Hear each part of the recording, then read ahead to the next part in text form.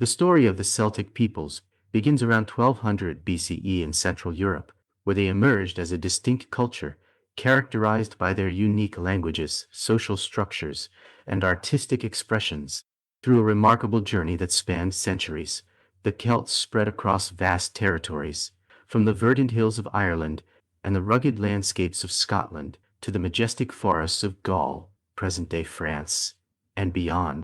This expansion not only facilitated trade and interaction with neighboring cultures, but also fostered a rich tapestry of diverse customs and beliefs that would define the Celtic identity. At the heart of Celtic culture lies a profound spirituality, intricately woven into the fabric of everyday life. The Celts held a deep reverence for nature, perceiving it as a living presence imbued with spirit and significance. They believed in the interconnectedness of all things, the land, the sky, the waters, and every creature inhabiting these realms were seen as part of a harmonious whole.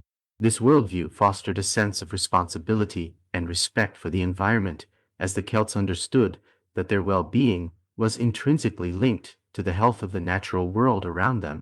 Deities, spirits, and ancestors permeated their understanding of existence, enriching their connection to the cycles of life, death, and rebirth.